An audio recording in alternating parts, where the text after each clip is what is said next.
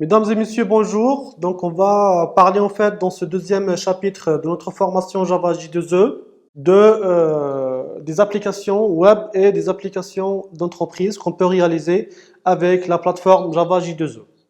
Donc, on va en fait voir la spécificité de chaque type et comment on peut réaliser chaque type en fait avec les services et les API de la plateforme Java J2E. Donc tout d'abord, en fait, on va commencer par faire un petit rappel en fait sur le protocole HTTP. Il faut savoir qu'en fait, un bon développeur, c'est un développeur qui maîtrise les fondamentaux du protocole HTTP.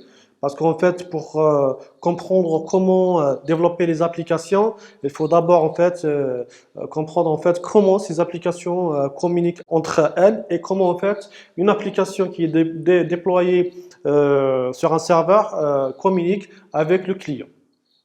Donc en fait dans ce rappel, on va voir en fait les concepts du protocole HTTP et ensuite on va voir en fait les particularités du HTTP, ce protocole de communication et la différence en fait entre les versions du HTTP.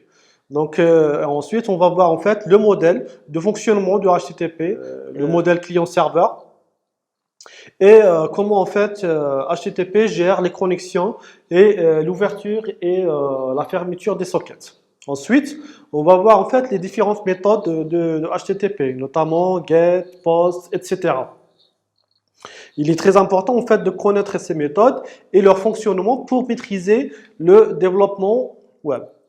Et ensuite, en fait, on va voir qu'est-ce qu'une requête HTTP, son contenu, sa composition. Et après, on va voir en fait la réponse, une réponse HTTP, comment elle est constituée. Et on va voir aussi en fait les statuts code de la réponse HTTP et comment c'est primordial en fait de connaître ces statuts pour détecter les anomalies ou le bon fonctionnement d'une application web. Ensuite, en fait, on va parler de l'architecture MVC et comment elle est basée en fait sur le design pattern MVC, Model View Controller. Et on va voir comment ce pattern a amené les développeurs à avancer plus rapidement dans le développement des applications web et notamment via les frameworks qui sont créés en fait ces dernières années et qui sont basés en fait sur ce modèle-là, sur ce pattern MVC et notamment en fait le fameux framework Struts et aussi en fait JSF et Spring Web. Ensuite, on va voir en fait la définition et la différence entre une application web et une application entreprise. Et comment en fait la plateforme Java J2E permet en fait de réaliser ces deux types d'applications. On va voir aussi en fait les types et les composants qui sont offerts par la plateforme J2E et qui permet en fait de développer les applications web et les applications d'entreprise. Après, on va voir en fait le déploiement d'une application J2E, quel est le format à respecter et comment en fait déployer soit une application web ou une application J2E sur un serveur certifié J2E. Après, on va voir en fait les types de modules qu'on peut déployer sur un serveur J2E et la relation en fait entre les types de modules et les types d'applications web ou entreprise. Et on va voir aussi en fait la structure qu'il faut respecter pour chaque type de module J2E. Nous allons voir dans cette partie pratique de notre deuxième module comment déployer une application web sur un serveur J2E. Donc on va en fait utiliser notre environnement de développement qu'on a préparé dans notre premier module et on va voir comment utiliser ces différents outils pour déployer, pour builder et déployer l'application.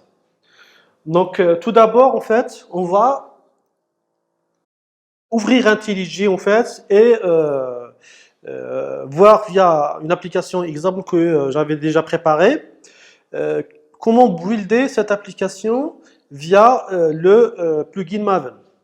Donc, on va en fait se baser sur Maven faut comprendre en fait que Maven c'est très important en fait pour la gestion de vie d'une application.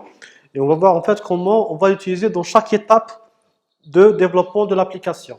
Donc tout d'abord en fait on va builder cette application à l'intérieur de IntelliJ, mais à l'aide du Maven. On va voir en détail quand on arrivera à ce laps. Ensuite, on va déployer l'application sur le serveur J2E. Comment ça? En fait, toujours via Maven. Donc Maven, en fait, il permet de générer le package, donc builder, compiler les classes, etc. et packager. Donc il va générer en fait un package et il va permettre aussi, en fait, il y a un autre plugin qui permet de déployer ce package-là au niveau du serveur J2E. Donc on va voir en fait étape par étape comment réaliser ce déploiement. Et ensuite, on va en fait vérifier le déploiement au niveau du serveur Wildfly à partir en fait de sa console d'administration. Donc on va laisser à côté IntelliJ, on va aller dans la console d'administration de Wildfly et voir en fait qu'est-ce qu'on a déployé, le contenu en fait, le package qui a été déployé dans Wildfly. Et à la fin, on va lancer l'application et voir en fait le résultat de ce déploiement.